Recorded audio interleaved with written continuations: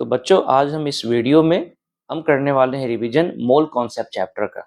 ठीक है, इसमें मैं सारे इंपॉर्टेंट पॉइंट डिस्कस करने वाला हूँ और आपको ये इंडिकेट करूंगा कि इस पॉइंट पे आपको ज्यादा जोर लगाना। ठीक है, तो चलिए शुरू करते हैं। तो सबसे पहला पॉइंट है कि एटॉमिक मास क्या होता है। तो ये एक एटम का मास होता है और इसके लिए क्या करना है, आपको मास नंबर को एमयू से मल्टीप्लाई करना है। मतलब जितना भी आपके पास न्यूट्रॉन या प्रोटॉन है उसमें 1 एमयू से मल्टीप्लाई कर दो तो आपको एटॉमिक मास मिलेगा। तो एटॉमिक मास किसका मास है, एक एटम का मास है। और यहाँ पे मैंने आपको 1 एमयू का वैल्यू दे दिया है, ये आपको याद रखना पड़ेगा, कभी कभी एग्जाम में डायरेक्टली पूछा जाता है। उसके बाद था रिलेटिव एटॉमिक मास। ये तब यूज किया जाता है जब आपका एक एटम का मास आप डायरेक्टली मेजर ना कर पाओ। इसके लिए क्या करना है, एक एटम के मास को जो कि n plus P M U है उसको 1/12 मास ऑफ 6 एटम से डिवाइड करना है। ठीक है, जो कि बेसिकली आपको क्या आ जाता है, ये आपको n प्लस पी ही आता है। मतलब किसी का भी जो मास नंबर है वो बोल दो, उसका रिलेटिव एटॉमिक मास होगा। उसके बाद है कि 1 मोल का डेफिनेशन, कि 1 मोल क्या है। तो एक नंबर होता है जो कि किसी भी चीज का नंबर हो सकता है, इसलिए यहाँ पे एंटिटी लिखा, मतलब इसका मतलब है एनीथिंग। और ये इक्वल होता है किसके बराबर, तो ये इक्वल है नंबर ऑफ कार्बन एटम के बराबर, जो कि 12 ग्राम 612 सैंपल में मिलना चाहिए। कैसे निकालेंगे, तो 12 ग्राम को डिवाइड करेंगे एक कार्बन एटम के मास से, जो कि 12 एमयू होगा, जिसको डिवाइड करने पे ये नंबर आता है, जिसको हम एवोगाड्रोस नंबर भी बोलते हैं। सो 1 mole of anything is Na number, और इस नंबर का वैल्यू कितना है, 6.022 इंटू 10^23। अब इसके बाद पॉइंट आता है कि मोलर मास क्या होता है। तो किसी भी कोई भी मैटर हो, कोई भी पार्टिकल हो, कोई भी दुनिया कोई भी चीज हो, अगर उसके 1 मोल के मास को हम निकाले तो उसको क्या बोलेंगे, मोलर मास। तो उसके लिए क्या करना है हमें, उसके लिए क्या करना है कि एक पार्टिकल के मास को Na से मल्टीप्लाई करना पड़ेगा। अब यहाँ पे मोलर मास और 1 मोल दो इंफॉर्मेशन आया कि 1 मोल के मास को मोलर मास बोला जाता है और 1 मोल में इतने पार्टिकल्स होते हैं। और इसके बेसिस पे यहाँ पे दो फॉर्मूला आया कि अगर वेट गिवन है तो मोलर मास से डिवाइड करो तो नंबर ऑफ मोल मिलेगा, और नंबर ऑफ पार्टिकल गिवन है तो उसको Na से डिवाइड करो तो आपको क्या मिलेगा, आपको नंबर ऑफ मोल मिलेगा। जहां पे n number of particle given है, जो कि या तो मॉलिक्यूल होगा या एटम होगा या किसी भी चीज का नंबर हो सकता है, और वेट जो होना चाहिए वो ग्राम में होना चाहिए इस फॉर्मूले में। ठीक है, उसके बाद था एवोगाड्रोस लॉ। ये केवल गैस के लिए होता है और उसका मतलब होता है कि जब भी टेम्परेचर और प्रेशर कांस्टेंट हो तो volume directly proportional to number of mole होता है। और इस केस में हम क्या बोल सकते हैं कि जो मोल परसेंटेज होता है वो वॉल्यूम परसेंटेज होता है। और इस लॉ का स्टेटमेंट है कि इक्वल वॉल्यूम में इक्वल मोल्स या इक्वल मॉलिक्यूल्स मिलते हैं अगर टेम्परेचर प्रेशर कांस्टेंट हो तो। अब इसी का एक स्पेसिफिक केस है कि टेम्परेचर प्रेशर का एक स्पेसिफिक वैल्यू है 273 केल्विन एंड 1 एटीएम, जिसको हम एनटीपी बोलते हैं। और यहाँ पे 1 मोल किसी भी गैस का हो उसमें 22.4 लीटर आता है, जिसके वैल्यू बेसिस पे ये फॉर्मूला बना, number of mole is equal to volume of gas divided by 22.4। और अगर वॉल्यूम लीटर में है तो 22,400। ठीक है, तो अपने पास 3 नंबर ऑफ मोल का फॉर्मूला हो गया, weight by molar mass, n by Na and V by 22.400, 22,400। लेकिन ये फॉर्मूला केवल किसके लिए है, गैस के लिए है। उसके बाद था percentage composition of an element. अब इसका मतलब होता है कि किसी भी कंपाउंड के अंदर किसी भी एलिमेंट का मास परसेंटेज कितना है, और ये निकालने का तरीका है कि उस एलिमेंट का उस कंपाउंड में कितना मास है उसको टोटल मास से डिवाइड करना है। तो कंपाउंड का टोटल मास कितना हो गया, मोलर मास, और एलिमेंट का कितना वेट है तो उसके जितने भी नंबर ऑफ एटम पर मॉलिक्यूल है उससे मल्टीप्लाई कर दो उसके एटॉमिक वेट को, और इनटू 100 कर दो, आपको परसेंटेज कंपोजिशन मिल जाएगा। उसके बाद है एवरेज एटॉमिक वेट। अगर किसी एलिमेंट्स के लिए आइसोटोप्स मिलते हैं तो उन सारे आइसोटोप्स के मास को हम कंसीडर करते हैं उसके एवरेज एटॉमिक वेट में। इसमें क्या करना है, परसेंटेज आइसोटोप को मास नंबर से मल्टीप्लाई करना है, जितने भी आइसोटोप्स हो। अब यहाँ पे 2 हो 3 हो जितने भी है, percentage into mass number multiply करो और ऐड करते हुए 100 से डिवाइड करो, आपको एवरेज एटॉमिक वेट मिलेगा।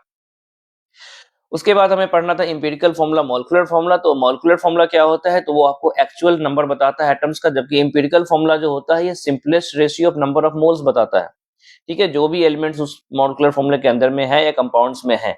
और यहाँ पे एक रिलेशन है कि मॉलिक्यूलर फॉर्मूला निकालना हो तो इंपिरिकल फॉर्मूला को n से मल्टीप्लाई करना है, जहाँ पे n जो होगा वो molar mass divided by empirical formula mass आएगा। तो जब भी किसी क्वेश्चन में आपसे इंपिरिकल फॉर्मूला पूछे या मॉलिक्यूलर फॉर्मूला पूछे या मॉलिक्यूलर फॉर्मूला पूछे, आपको इंपिरिकल फॉर्मूला ही निकालना है। उसके बाद था problem based on chemical equation. जब आपके पास बैलेंस्ड केमिकल इक्वेशन हो, क्वेश्चन सॉल्व करने का मैंने आपको 3 स्टेप बताया है। क्या करना है,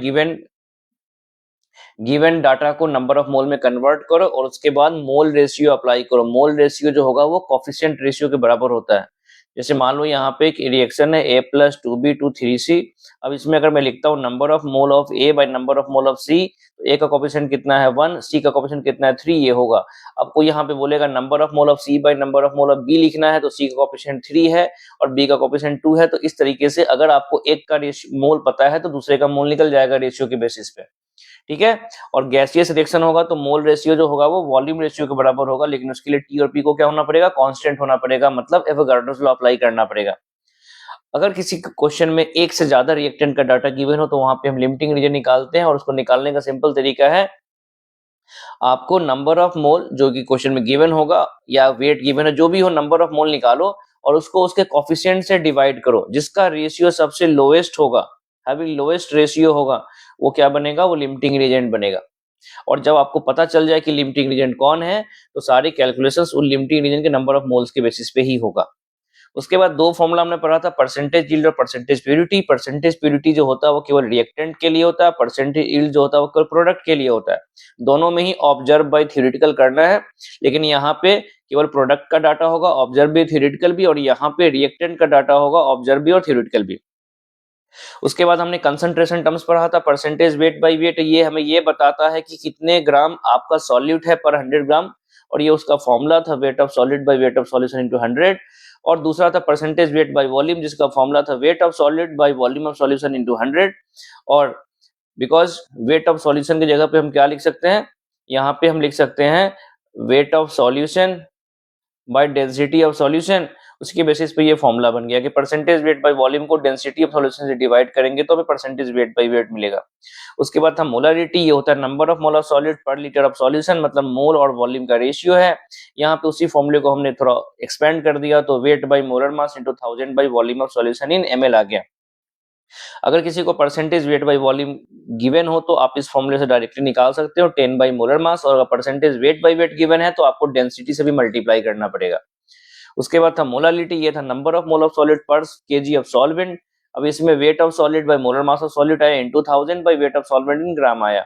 और इस फॉर्मूले के बेसिस पे आप मोलालिटी और मोलारिटी में कन्वर्जन कर सकते हो, जहां पे डी आपका डेंसिटी ऑफ सॉल्यूशन है।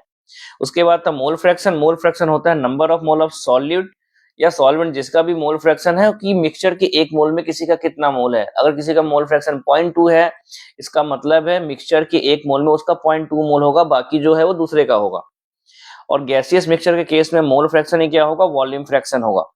अब मोल परसेंटेज निकालना है तो आपको फ्रैक्शन से मल्टीप्लाई करना पड़ेगा 100 से, बिकॉज परसेंटेज आउट ऑफ 100 होता है और फ्रैक्शन जो होता है वो आउट ऑफ 1 होता है।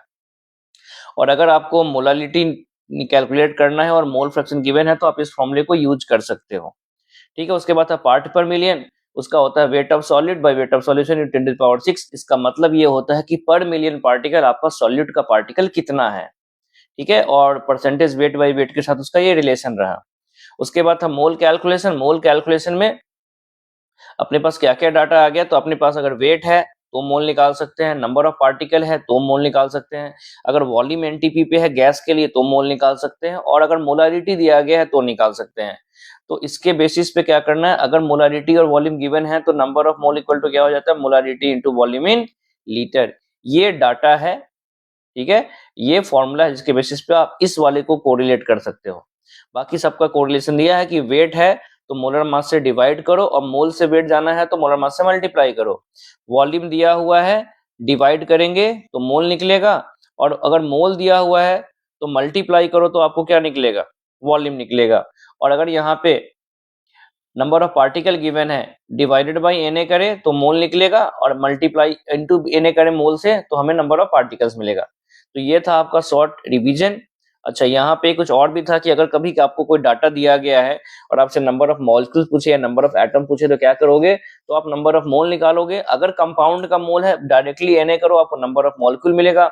और अगर किसी कंपाउंड के अंदर नंबर ऑफ एटम निकालना है तो number of mole into Na, मतलब ये तो फिर से नंबर ऑफ मॉलिक्यूल ही हो गया, इनटू करना है नंबर ऑफ एटम पर मॉलिक्यूल, तो आपको नंबर ऑफ एटम मिल जाएगा। और अगर यहाँ पे एटम की जगह पे इलेक्ट्रॉन प्रोटॉन या न्यूट्रॉन निकालना है तो फिर से वही है, नंबर ऑफ मॉलिक्यूल निकालो और मल्टीप्लाई करो number of electron proton neutron पर मॉलिक्यूल से। तो इस तरीके से आप वहां पे कैलकुलेशन कर सकते हो। तो ये आपका शॉर्ट रिवीजन एक वीडियो था मोल कॉन्सेप्ट के लिए। ऐसे ही मैं अदर चैप्टर्स के लिए बहुत जल्दी ले लेके आऊंगा। Okay, thank you.